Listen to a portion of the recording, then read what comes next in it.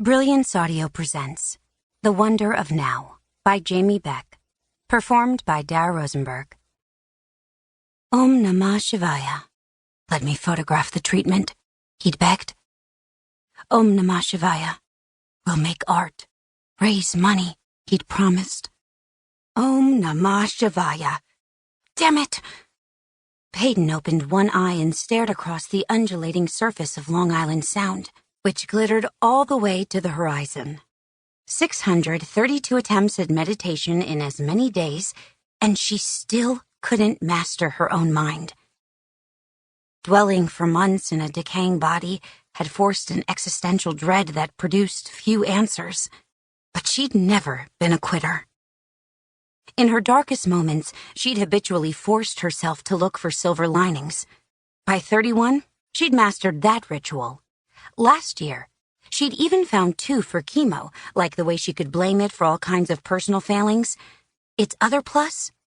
A handy excuse for opting out of her mother's endless list of social and philanthropic invitations. Of course, those benefits didn't outweigh the weight gain, skin discoloration, nausea, mouth ulcers, and hair loss she'd experienced while undergoing breast cancer treatment. Peyton curled a jaw-length strand of newly wavy hair around her finger. Still short, but progress nonetheless. She uncrossed her legs while taking a deep breath of briny air, and then stretched them out, digging her toes into the warm sand. Growing up, she and her brother Logan and their friends had played tag here, built sandcastles, lit bonfires while camping out.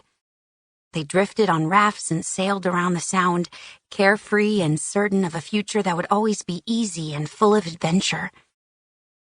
Now her gaze fixed on the line where earth met sky. These past few months, she'd often stared at that distant place, contemplating her life and purpose and other things she'd never before given much thought to. Those lazy hours, bookended by the rush of midday and the lonesome stretches of night, had become her favorite part of each day. Stolen moments of peace and presence were probably the closest she'd ever get to nirvana or zen or wherever one is supposed to arrive through meditation. "Peyton!"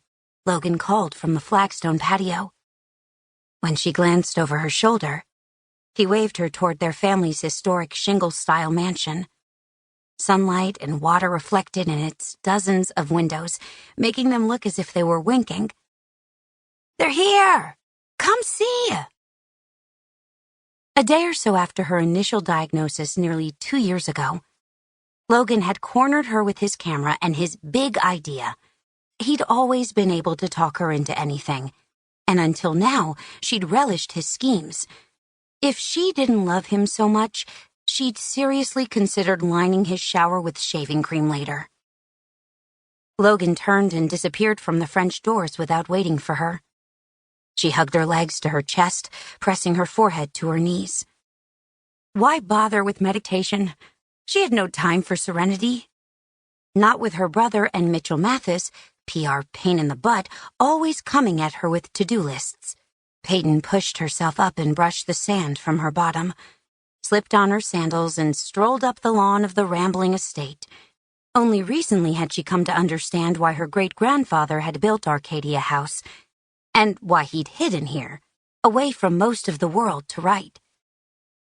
She barely remembered Duck, as Logan had nicknamed him, but his legendary literature and name lived on, not just here, but all around the world. She hadn't even closed the doors before Logan bellowed from the vicinity of their father's office. "Back here!" She found him standing at Duck's antique walnut writing desk, surrounded by overstuffed bookshelves that emitted the faintest hint of tobacco, with his hands gripping a sizable cardboard box.